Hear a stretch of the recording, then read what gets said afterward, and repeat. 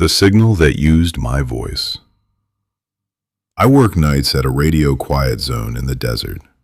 27 giant dishes, miles from cell service.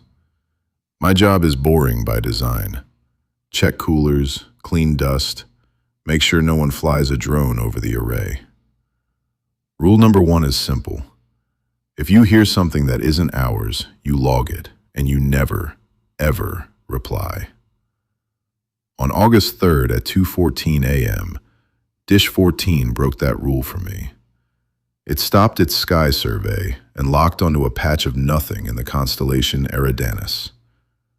The computer said manual overrized, but I was the only one there. It had found a signal. It wasn't from deep space. It was close, just past Mars, and it was loud, too loud. I did what I was supposed to do. I flagged it. Then I did what I wasn't supposed to do.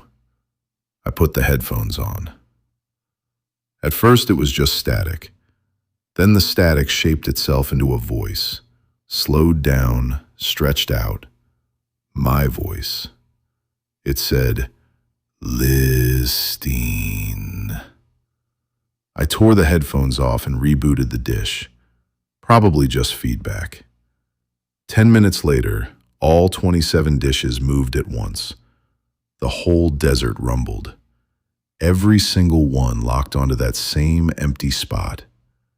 Now the signal was everywhere, bleeding into the speakers, the intercom. And it wasn't one voice anymore. It was hundreds of human voices layered on top of each other. "Don't answer. We're still here. It copies." Then my voice again, but this time at normal speed, clear as if you were standing right behind me. "You left the vent cover off." No one knew that. I'd left the vent off my trailer that morning. I looked at the main monitor. The signal wasn't audio anymore. It was video. A live feed of the control room. Of me, from behind. I spun around. The room was empty. On the screen, the other me turned around slowly, and standing right behind him was something tall, too thin, wearing his face wrong. The video cut out. A new message typed itself on the screen, in plain English. "We are the archivists. We heard you learn to speak. We came to listen closer." I finally understood. They weren't invaders. They were collectors. They sit out past Mars and record every radio broadcast Earth ever made, every TV show, every call, every baby monitor. They learned English by listening to us, and they learned how to make us. The door to the control room hissed. The dust outside wasn't moving in the wind anymore. It was standing still, holding its shape, like a million tiny copies of itself. The intercom crackled, and it was my voice again, but perfect now, not slowed down. It said, "Can I come in? You left the door open too." I didn't answer. I ran.